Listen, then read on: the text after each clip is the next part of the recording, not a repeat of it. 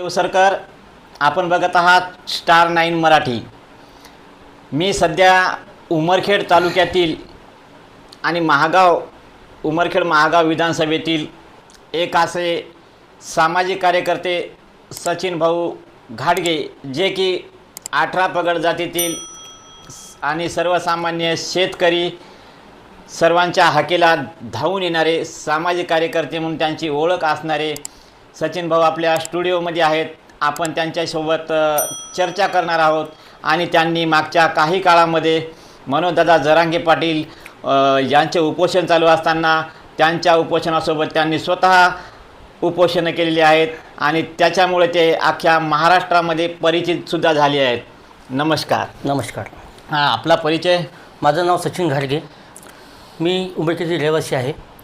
मी मराठा आरक्षणाच्या चळवळीमध्ये जवळपास 2004पासून काम करतो आणि 2004पासून जोपर्यंत आजपर्यंत रस्ता रोको असेल, टावर आंदोलन असेल, विलासराव देशमुख यांची मुख्यमंत्री यांची सभा उधळणं असेल किंवा मुंबईतली काही आंदोलनं असतील, त्यामध्ये आम्ही 2006 असेल, 2012 असेल, 2014 असेल, आम्ही तेव्हापासून काम करतो।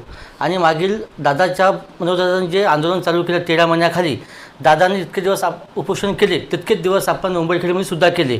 आणि माझ्या माहितीनुसार महाराष्ट्रातील आंतरवाली हे 1 नंबरचं उपोषण आहे आणि त्यानंतरचं विदर्भातील 2 नंबरचं जर म्हणलं तर आपलं उमरखेड येथील आहे। दादांनी ज्यावेळेस आपल्याला आदेश दिला त्यावेळेस पहिले दिवस आम्ही 12 दिवस आमरण उपोषणाला बसलो, नंतर 40 दिवस साखळी उपोषण, नंतर पुन्हा 9 दिवस आमरण, पुन्हा 27 दिवस साखळी, पुन्हा 6 दिवस आमरण आणि पुन्हा दादाची ज्या वेळेस आपल्याला आदेश दिले त्या आदेशानुसार आजपर्यंत आपले जे काही दिलेले आहेत ते सर्व आपण काम करत आहोत। त्यामध्ये उमरखेड महागावामध्ये सकल मराठा समाजाने भरभरून मनोजदादाला साथ दिली, त्याबद्दल मी सर्वांचे आभार व्यक्त करतो। आणि आपण बघाल तर आपण उपोषणं केली, आंदोलनं केली, रस्ता रोको केला, एवढंच नव्हे तर आपण टाक्यावर जाऊन जनतेचं आणि शासनाचं लक्ष वेधण्याचा प्रयत्न केला, पण त्याच्यात कामचुकारपणा आणि वेळ काढूपणा जे शासनाने केला त्या संदर्भामध्ये आपण शासनाचं या ठिकाणी निषेध कसा नोंदवला आमच्या याच्यातून? खरं जर पाहिलं तर भाजप सरकारनं आंतरवाली सराटी येथे जे आपल्या माया बहिणीवर जो लाठीचार्ज केला तो तिथून आपला अपमान सहन चालू झाला। त्यानंतर एकनाथ शिंदे साहेबांनी आरक्षण देतो म्हणून वाशीला बोलवलं, वाशीला छत्रपती शिवाजी महाराजांची खोटी शपथ घातली।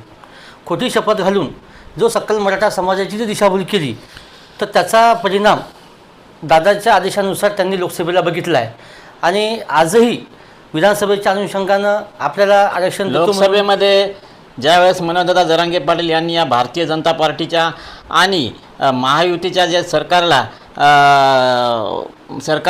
कंटाळून त्यांनी पाडापाडीचा जो आता या महाविकास आघाडीला लोकसभेमध्ये फायदा झाला, त्यांच्याकडून आपल्याला अपेक्षा होती मराठा समाजाला की आपले कुठेतरी मुद्दे मांडतील म्हणून आलेले निवडून खासदार, तर याच्यात मांडले ना, तर त्या संदर्भामध्ये तुम्ही काय सांगाल? खरं जर पाहिलं तर मागील लोकसभेमध्ये दादांनी विश्वासघात केला असं तुम्हाला वाटत नाही का? नक्की विश्वासघातच केला।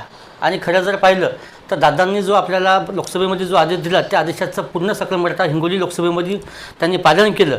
त्याच अनुषंगानं आपल्या हिंगोली लोकसभेचे खासदार नागेश पाटील फक्त सकल मराठा समाजामध्ये निवडून आले, परंतु खोटा राजीनामा देत आजही ते समाजासोबत कधीच समोर आले नाही आणि भविष्यात येतील असं त्यांच्याकडून काही अपेक्षा व्यक्त करता येणार नाही। आता आपण बघाल तर मागच्या काही दिवसापासून मराठा आरक्षणासाठी जरांगे पाटील सातत्यानं, आता शेवटचं उपोषण झालं, त्या उपोषणाची सुद्धा सरकारनं दखल घेतली नाही। विरोधक आणि सत्ताधारी हे एक मारल्यासारखं आणि रडल्यासारखं करते असं तुम्हाला वाटते का? 100%। खरं जर पाहिलं तर महाविकास आघाडीचे लोकसभेला एवढे उमेदवार निवडून आले ते फक्त दादाच्या एका पाडा या शब्दामुळं, परंतु लोकसभेतील जेवढे काही महाविकास आघाडीचे खासदार आले त्यांनी आत्तापर्यंत कुठल्याही प्रकारची ठोस भूमिका घेतली नाही, त्यामुळे त्यांचा पण निषेध व्यक्त करायला काही हरकत नाही। मराठा समाजाच्या राजकीय पुढाऱ्यांनी मराठा समाज अडचणीत आणला असं वाटते का आपल्याला? नक्कीच। मराठा समाजानं उद्याच्या निवडणुकीमध्ये कोणाच्या मागे राहायचं? दादाची आज आंतरवाली सराटी येथे खूप मोठी बैठक चालू आहे, ज्यामध्ये मुस्लिम समाजाचे सज्जाद मौलाना जे धर्मगुरू आहेत ते आहेत, राजाधन आंबेडकर आहेत आणि नक्कीच महाराष्ट्रामध्ये येणाऱ्या विधानसभेमध्ये 100% 288 जागेवर दादाचा आदेश आणि नक्कीच मराठा, मुस्लिम आणि दलित यांची सत्ता आल्याशिवाय राहणार नाही। महाराष्ट्रामध्ये आरक्षणाच्या सोडून इतरसुद्धा महत्त्वाच्या अशा आरक्षण तर पहिली एक समस्या झाली महाराष्ट्रातील, परंतु इतर आत्महत्या असतील, शैक्षणिकचे प्रश्न असतील, रस्त्याचे प्रश्न असतील, आपल्या महागाव उमरखेड तालुक्यामधली सध्याची परिस्थिती काय आहे निवडणुकीच्या अनुषंगानं सांगा थोडी खरं जर आपल्या बघितलं प्रेक्षकांना. तर मागील 20 वर्षाचा आपण जर कालावधी बघितला तर काँग्रेसचे आमदार होऊन गेले, भाजपचे आमदार होऊन गेले, परंतु आपण उंबरखेडचा चौकातला रस्ता जरी पाहिला किंवा इथून खडबी दराटीपर्यंत आपण गेलो तर कुठल्याही प्रकारचा विकास इथे होताना दिसून येत नाही. त्याच पद्धतीनं महागावची बी काही आमदार झाले होते, त्यांनीसुद्धा काही असा कोणत्या प्रकारचा विकास केला नाही. आतापर्यंत कोणतेही कॉलेज किंवा शैक्षणिक बाबीसाठी एखादं इन्स्टिट्यूट किंवा काही गोष्टी आणण्याचं काम हे जर खरं असेल तर आमदार लोकांचं होतं, परंतु त्यांनी उंबरखेड विधानसभेमध्ये त्यांनी आतापर्यंत एकही शैक्षणिक कॉलेज किंवा विद्यार्थ्याच्या याच्यासाठी काहीही केल्याचं दिसून येत नाही. आणि राहिला प्रश्न विकासाचा तर खड्डे आपण पाहतच आहोत, सगळ्या गोष्टी टक्केवारीमध्ये अटकलेल्या आहेत. या खोलात न जाता येणाऱ्या 24ला येणाऱ्या उद्याच्या विधानसभेमध्ये मनोजदादाच्या आदेशानुसार चांगला उमेदवार द्यावा आणि चांगला उमेदवार देऊन विकास काय असतो ते आम्ही नक्कीच दाखवून देऊ. उमरखेड महागाव विधानसभा नव्हे तर पार यवतमाळ जिल्ह्यामधील शेतकरी आत्महत्या हा महाराष्ट्राच्या नव्हे तर भारताच्या याच्यामध्ये प्रसिद्ध जिल्हा म्हणून ओळखला जातो. तर आत्महत्या रोखण्यासाठी हे कुचकामी आपले राज्यकर्ते कमी पडले. नक्कीच पडले. आपले जे काही ते लोकप्रतिनिधी असतील, जसं दरवर्षी आपण शेतकरी पीक विमा काढतात, परंतु खरंच आपल्या शेतकऱ्याला पीक विमा भेटला का? आतापर्यंत कोणताही आमदार खासदार यवतमाळ जिल्ह्यातील उंबरखेड या भागामध्ये कोणी बोललेला बघितला का? माझ्या तर हिशोबाने नाही बोललेत. त्या अनुषंगानं शेतकऱ्याची 100% दिशाभूल होत आहे हे आपल्याला डोळ्यासमोर दिसून येत आहे. शिक्षणाचे प्रश्न असतील, पाण्याचे प्रश्न असतील, इतर सर्व प्रश्नांनी या तालुक्याला घेरलेलं आहे.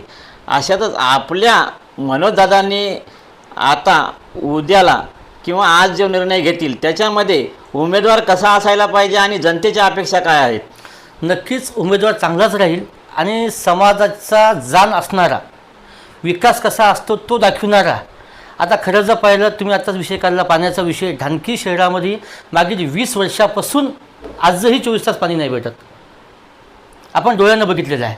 त्यामुळं नक्कीच आपला जो आमदार निवडून येईल, विकास कामं कशी करायची, कामं कशी असतात हे आपण नक्कीच जनतेला दाखवून देऊ. इतके दिवस उंबरखेड महागाव जनतेने महाविकास आघाडी आणि महायुतीवर विश्वास ठेवला. एक वेळ फक्त मनोजदादाच्या शब्दावर विश्वास ठेवावा, नक्कीच त्याचा आम्ही मनोजदादा जरांगे पाटील यांनी जर या ठिकाणी उमेदवार दिला किंवा उमेदवाराला पाठिंबा जर दिला तर या ठिकाणी नवीन क्रांती होईल असं तुम्हाला वाटते का? नक्कीच 100% उंबरखेड महागाव विधानसभेमध्ये दादांनी दिलेला उमेदवार नक्कीच आम्ही ताकदीनं रात्रंदिवस एक करू आणि 100% निवडून आणू.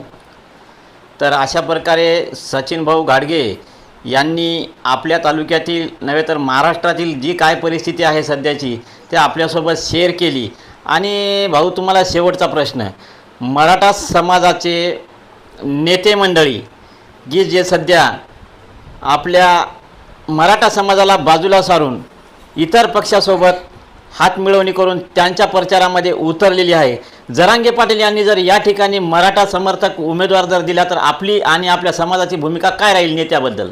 खरं जर पाहिलं तर दादांनी मागील 1 वर्षापासून सांगितलं की कोण्याही मराठा समाजाच्या माणसांनी राजकीय जोडे उचलू नयेत, परंतु आजही काही आपल्या समाजातील फितूर ज्या आहेत त्या आजही आपल्या पक्षासाठी काम करत आहेत.